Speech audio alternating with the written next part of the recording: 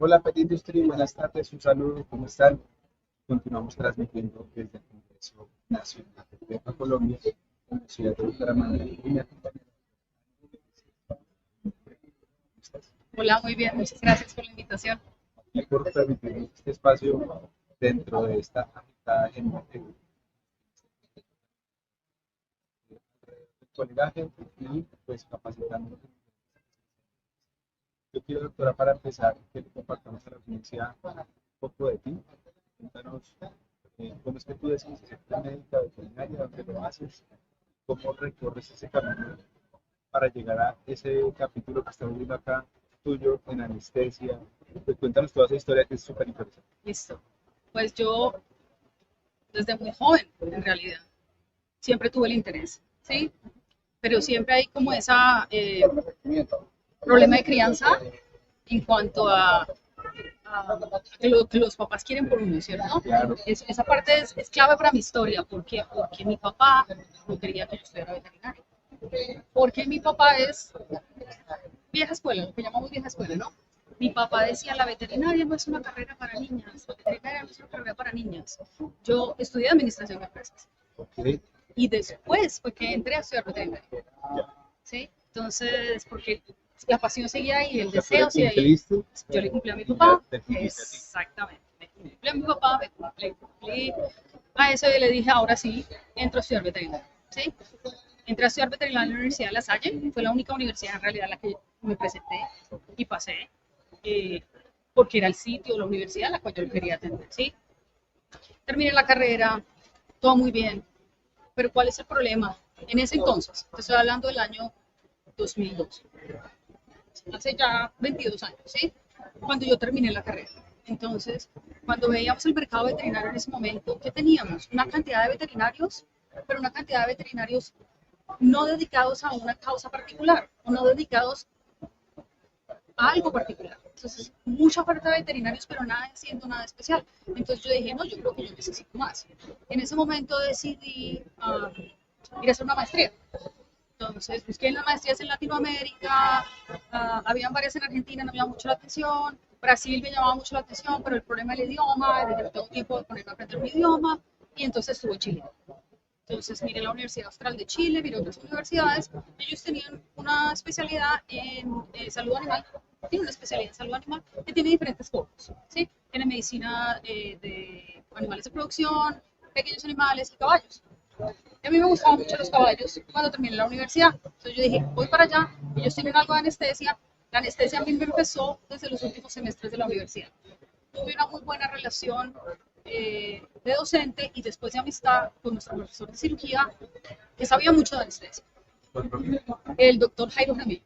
Sí, el doctor Jairo Jaramillo, que desafortunadamente ya no se encuentra con nosotros, él se encuentra en Brasil, él fue el, como que prendió esa llama de la anestesia. Él se dio cuenta que a mí me llamaba mucho la atención, entonces él me empezó como a llevar por ese lado, a motivarme por ese estilo, entonces cuando vi los requerimientos para la maestría en Chile y vi que tenían la opción de anestesia, la opción de cirugía, dije, ¿por qué no? Entonces fui, hice mi maestría, todo perfecto, terminé mi maestría y regresé a Colombia.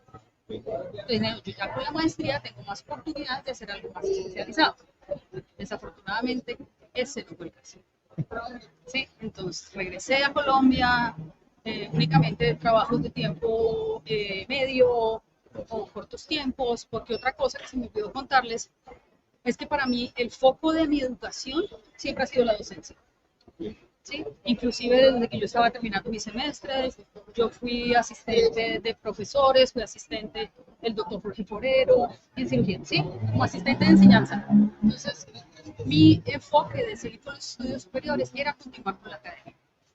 Entonces, volví a trabajar en academia, pero no pude obtener una posición de tiempo completo, eran posiciones de tiempos medios y teniendo que pagar becas de ICETEX y teniendo que pagar, yo dije, no, esto no puede ser. Dije, ¿qué más puedo yo hacer para volverme un poco más específico?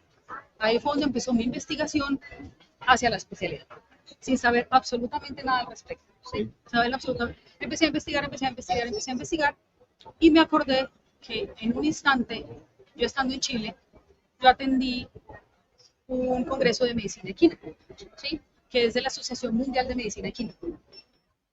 Entre los conferencistas que estuvieron allá, nosotros les ayudamos a traducir las charlas, porque querían hacer traducción simultánea con personas que hablaran inglés, y pues yo hablaba inglés. Entonces querían hacer traducciones con personas que tuvieran conocimiento de medicina veterinaria. Entonces yo me ofrecí para traducir algunas de las charlas. A mí nos cogieron a cada uno de nosotros y nos colocaron con uno de los docentes que venía de visita de los Estados Unidos.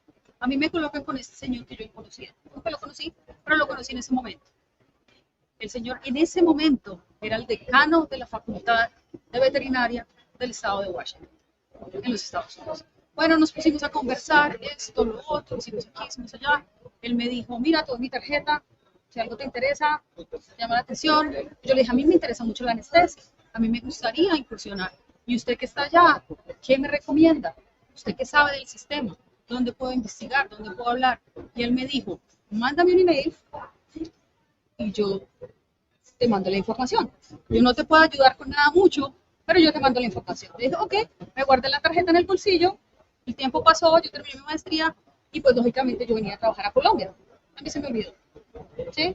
Me vine a Colombia, obviamente lo que me habían prometido no sucedió, un año, año y medio, y yo todavía sin trabajar, con deudas de Tex que pagar. Yo dije, no, yo tengo que hacer algo. Y me acordé de la tarjeta del señor, y la saqué, y le escribí un email.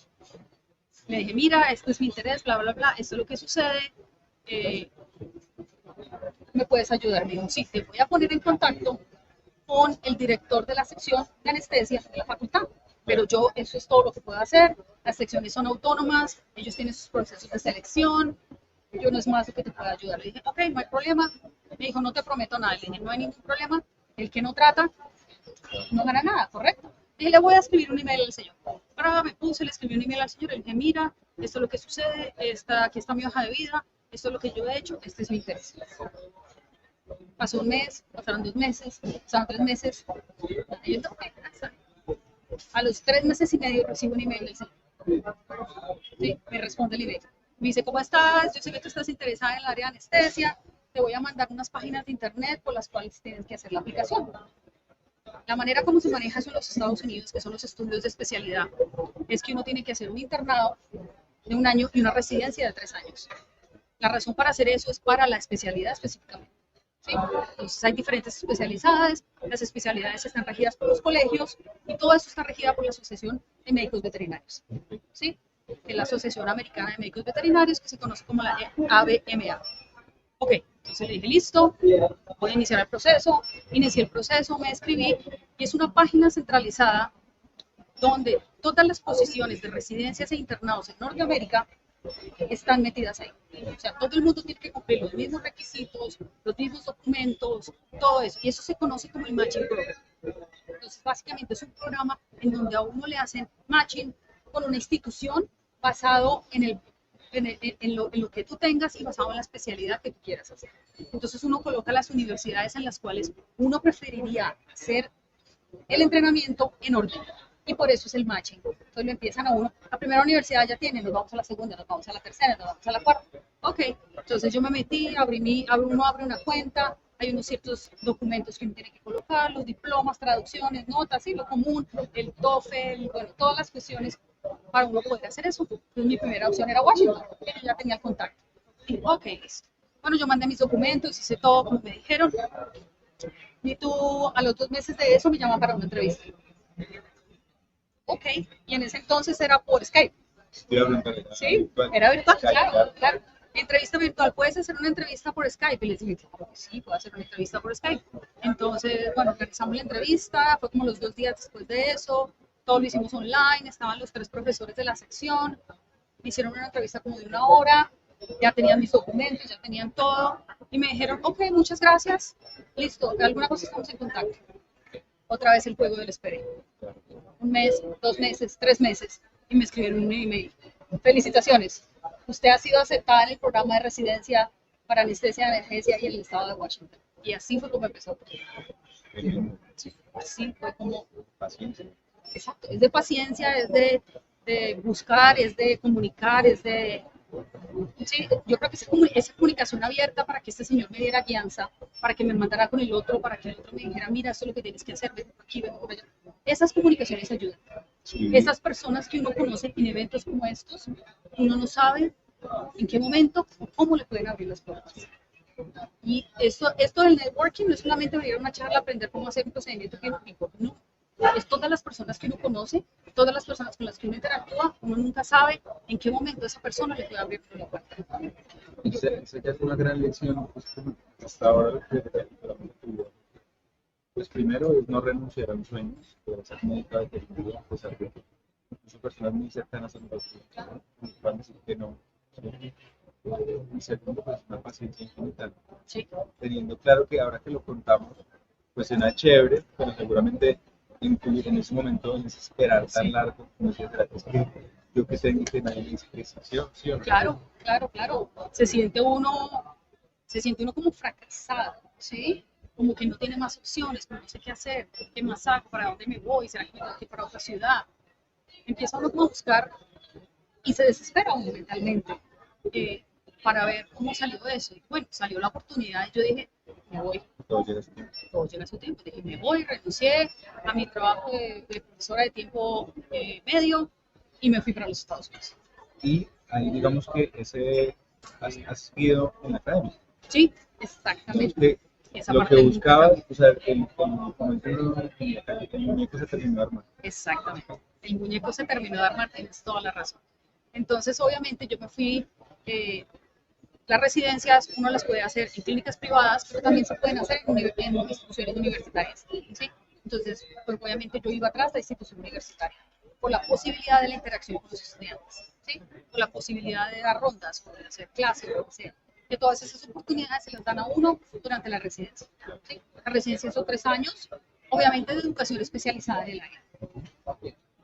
Entonces, durante esos 3 años, lógicamente es completamente especializado en el área, uno tiene que leer libros, leer journals, prepararse para tomar el examen de diplomatura, que es la otra etapa más allá de la residencia, cumplir con todos los requisitos necesarios para poder presentar el examen de diplomatura, porque no está en solo terminar la residencia, no, tú terminas la residencia y de ahí tienes que ir a que te certifiquen como especialista.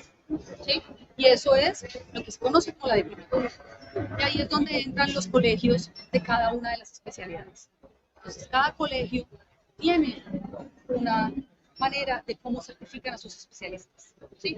Y la mayoría empiezan con una D, el diplomado del colegio tal, tal, tal, tal. Entonces uno ve todas esas siglas, entonces está medicina interna, está anestesia, está cirugía, oftalmología, dermatología, bueno, en fin, todos los colegios que están asociados, pero todos seguimos más o menos el mismo proceso. 1 año de internado, 3 años de residencia, más el examen de certificación, que eso es otro. Uy, eso es completamente traumático ese examen. Y ahí es donde uno culmina su proceso de especialidad. Es cuando uno obtiene esa diplomatura. ¿Sí? Es cuando uno tiene esa diplomatura. Y eso fue pues lo siguiente, yo terminé mi residencia, toda la cuestión, proceso de diplomatura, pero continúa la academia, ¿sí? Continúa mi interés por la academia, continúa mi interés por esto, por lo otro. Y yo en ese momento estaba con la decisión de, me vuelvo a Colombia, me quedo aquí. Me vuelvo a Colombia, me quedo aquí. Entonces la profesora que fue como mi advisor principal durante la residencia, ella me dijo, bueno, si a ti te interesa la academia, ¿por qué no un doctorado? Y dije yo, pues, ¿por qué no? No tengo trabajo en este momento específico en Colombia, no me quiero ir a Colombia, estar 6 meses sentada, sin hacer nada, teniendo todo este entrenamiento y todas estas cosas. Apliqué para el doctorado. Y así fue como salió el doctorado. Ya terminando el doctorado, pues lógicamente ya tiene uno más, ¿sí? Arsenal en su cartera para decir, ahora sí, en dónde le van a decir a uno que no.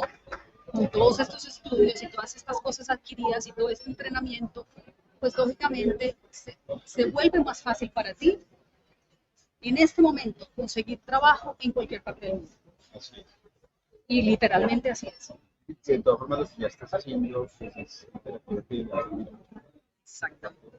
Aparte del trabajo, es todo eso que uno tiene a borde y fue razón por la cual para mí fue más fácil aplicar un trabajo de docencia en los Estados Unidos, porque ya tenía los instrumentos necesarios, que son ¿qué? La maestría, el doctorado y la diplomatura. Sí, ya teniendo esas tres cosas, ya es muy difícil que ellos te digan que no, aún siendo extranjero. porque tienes los requisitos que tienen ellos mismos, que tienen todas las personas que aplican a la posición. Entonces, apliqué a la posición y dije, esperemos a ver qué pasa. ¿Sí? Y no apliqué solamente a Washington, apliqué a varios sitios. ¿Sí? Yo entrevisté en varias universidades, entrevisté en la Universidad de Texas A&M, entrevisté en la Universidad de Iowa, entrevisté en la Universidad de San Matthews, que queda en una de las islas de las, que es gobernada por el Reino Unido. Presenté varias entrevistas en varios sitios en los Estados Unidos y afortunadamente tuve oferta de 3 de esos sitios, pero decidí quedarme en Washington porque uno, ya tenía establecida una conexión con la universidad, de crecimiento del personal, de la metodología, de los sistemas, de cómo funciona el hospital, ¿sí? De cómo funciona todo ese tipo de cosas. Pero yo creo que la parte más importante para mí fue todo el estudio que yo hice durante mi doctorado, me abrió la puerta para continuar con mis investigaciones de doctorado.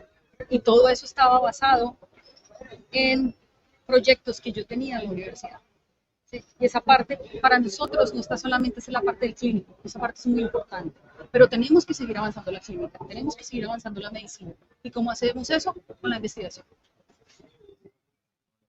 Y eso me parece, la historia me parece maravillosa. Puede estar en ese proceso, Sí. porque hay que esperar y que esto se dé. Sí. Hablando pues de anestesia, debes tener a la mano un montón de información y la transformas después también para traer a escenarios como este. ¿Qué está pasando con anestesia? ¿Qué nos cuentas se vislumbra? ¿Qué hay de nuevo? La responsabilidad del tema. Pues mira, la forma como yo practico en los Estados Unidos, lógicamente, no lógicamente, pero es diferente a Latinoamérica. Iba a preguntar eso. Sí. No, pero sí. Es diferente a Latinoamérica, porque ese paralelo es importante por lo siguiente. La disponibilidad de materiales, equipos, personal es muy distinta aquí que allá. ¿Sí me hago entender? Entonces, por ejemplo, yo trabajo en un hospital de referencia. ¿Qué quiere decir que es un hospital de referencia? Un hospital de referencia es al hospital al que le llega todo lo que el médico general no puede hacer. O cuando es algo muy complejo, que el médico general no lo puede manejar, no lo envían a nosotros. ¿Por qué? Porque tú en una universidad o en un hospital de referencia, perdón, tienes todas las especialidades contenidas en un solo edificio. Entonces, y con todo lo necesario para eso. Entonces, no es un problema, pero es diferente la forma en que yo me entreno, ¿sí? Porque los recursos, de nuevo, los recursos, los materiales, los equipos y el personal disponible que uno tiene de todas las otras especialidades hacen que la especialidad sea de un nivel avanzado. Es un nivel avanzado. Es un nivel avanzado en cuanto a los pacientes que atendemos y en cuanto a los procedimientos que nosotros hacemos. ¿Sí? Nosotros hacemos desde remoción de tumores intracraneales hasta marcapasos, hasta cirugía mínimamente invasiva, hacemos cirugías de cateterismo en perros, hacemos cosas que en algunos sitios de Latinoamérica todavía no hacen o que apenas están empezando a hacer. Y yo llevo ya 15 años haciendo. ¿Sí? Entonces, el avance de la ciencia y de la tecnología obviamente es mucho más avanzado allá. Pero ¿a qué se debe eso también? A la disponibilidad de recursos. La disponibilidad de recursos facilita el trabajo de una manera impresionante. Impresionante. La investigación es 100% apoyada. Hay muchas fuentes de fondos donde se puede aplicar. Las oportunidades son muchísimas. Son muchísimas. Y sabes que es no lo más triste, pero sí es que las posiciones se quedan vacantes porque no hay quien aplique. Residencias, internados, porque la gente no sabe cómo hacer el proceso. La gente no sabe y la gente poco a poco se ha ido informando de cómo se hacen esos procesos. Pero necesitamos más poder latinoamericano. ¿Por qué? Para poder traer ese conocimiento de regreso a nuestros países, para poder entrenar a otras personas, para poder hacer la práctica de la medicina veterinaria más especializada. En el 2024 debemos estar especializados, debemos de dejar de hacer de todo. Digamos que entre colegas que se dediquen a la residencia, todos van a ser muy diferentes. Sí. ¿Qué habilidad hay en común? Porque es clave tener para ser bueno en esta especialidad. Mira, la anestesia, primero que todo, es una de esas especialidades que no le gusta a todo el mundo. No, hay que decirlo, hay que ser honestos. La situación o la razón por la cual a la gente no le gusta mucho la anestesiología es porque es una especialidad de mucho estrés. ¿Sí? Involucra mucho estrés porque nosotros estamos enfrentados a pacientes o que se están muriendo o que se nos mueren bajo anestesia o pacientes que vienen en unas condiciones que son lamentables. ¿Y cuál es la labor mía? La labor mía es mantener al paciente vivo, pero no solo mantener al paciente vivo, sino que viva después del procedimiento. Esa es mi labor, ¿sí? Porque bueno, si la cirugía salió perfecta, pero si el paciente se muere, ¿qué estamos haciendo? ¿Claro? ¿Qué estamos haciendo? Entonces, la labor mía es estabilizar al paciente, que el paciente sobreviva a la cirugía, darle todo lo que necesita para que se mantenga vivo, para que se mantenga estable, para que no tenga complicaciones postoperatorias y devolvérselos al servicio como me lo entregaron o mejor de lo que me lo entregaron para que el paciente continúe con su proceso de recuperación. Todo eso lógicamente conlleva a que nosotros necesitamos conocimiento de farmacología, de fisiología, de patología, de equipos. A mí me tocó estudiar física, bioquímica, o sea, una cantidad de cosas que no son necesarias en algunas otras especialidades, pero sí son necesarias para nosotros. Entonces, cuando la gente ve el currículum, dice, no, pero ¿por qué? Claro. Y el estrés, el nivel de estrés y el nivel de todo lo que nosotros manejamos, eso es algo que no todo el mundo puede manejar. ¿Sí? Entonces requiere una persona, lo que tú estabas preguntando, ¿qué tipo de persona? Una persona que esté dispuesta no solamente a aprender, porque hay que aprender muchísimo, pero también dispuesta a manejar esos estados de estrés, a vivir con esos estados de estrés, ¿sí? A manejarlos de una manera eficiente. No solamente a manejarlos, sino a aprender a vivir sobre ellos, aprender a vivir con ellos, pero también aprender a disiparlos. ¿Sí? ¿Cómo manejo yo esta situación? ¿Cómo disipo yo esta situación? ¿Cómo hago para transmitirle mi tranquilidad y mi calma al estudiante o a mi técnico para que el estudiante obviamente no se vaya a traumatizar con el evento que acaba de suceder? Y lógicamente hay que haber ejes de retroalimentación, que es importante, los ejes de retroalimentación después de una parada cardiorrespiratoria o después de una RCP que sea exitosa. Hay que enseñarle al estudiante, mira, esto es lo que pasó, por esto sucedió. Entonces, hay mucha, tiene que estar uno dispuesto a compartir y a enseñar, ¿sí? Entonces, la parte de enseñanza es importante, la parte que hablábamos de retroalimentación es importantísima, el manejo de las situaciones difíciles, el manejo de las situaciones de estrés, el manejo del personal. Entonces, tiene que ser alguien que esté dispuesto a hacer todas esas cosas, ¿sí? Porque sí, a mí me gusta mucho la anestesia, pero si yo no puedo manejar esas cosas de una manera eficiente, no voy a ser exitoso. No voy a ser exitoso. Y yo he visto que para el tema del estrés, pues también está el trabajo. Muchos tienen actividades dobles. Aquí más pasamos igual de running, de teatro, tienes alguna actividad.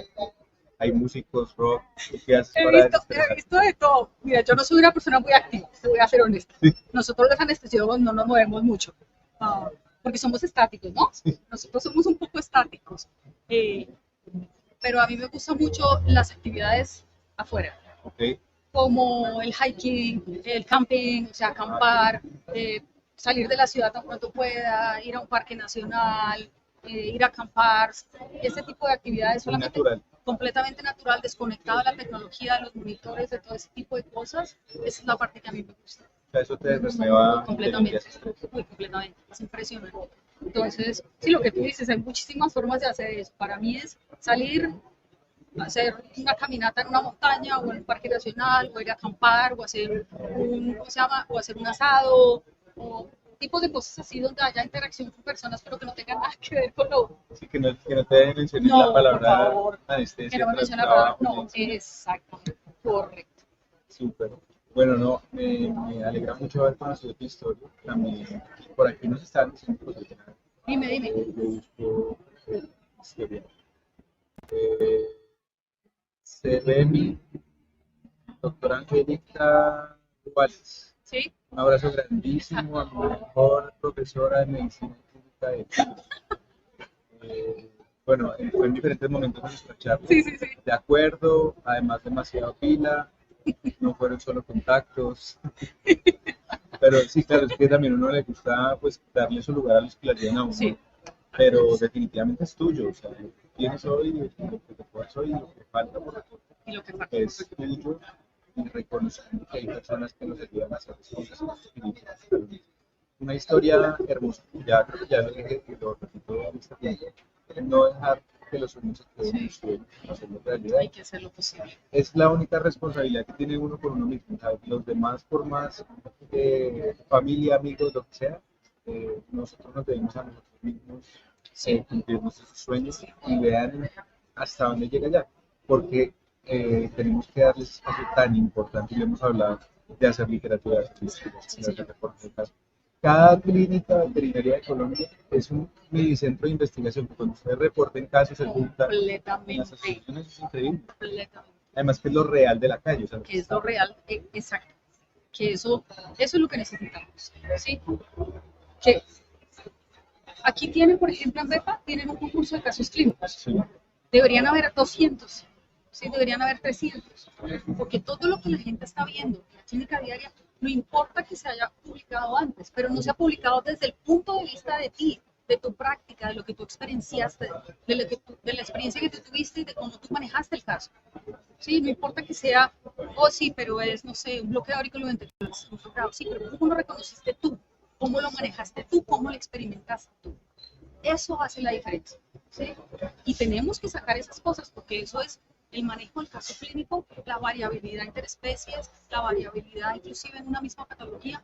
Eso es lo que nos ayuda a que crezca la práctica de la ciencia, a que nos den ideas, decir, ah, mira, qué buena idea, mira lo que hicieron estos. Yo no sabía que eso se podía hacer así.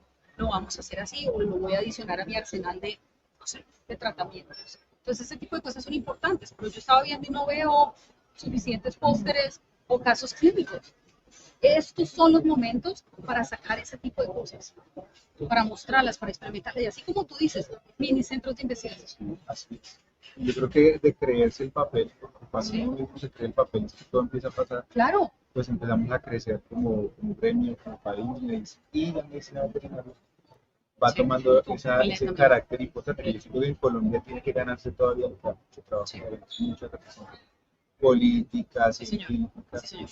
y ahí están ustedes detrás de la cámara, que son los que tienen que hacer que eso pase, Sí. y pues aquí la cámara también es para poder mostrar estos ejemplos de que sí se puede. Doctora, muchas gracias Sí, por se puede. su espacio. Muchas gracias, Alexandra. Muchas gracias por la invitación. A todos los que están, en línea, muchas gracias por escuchar. Muchas gracias por mi historia.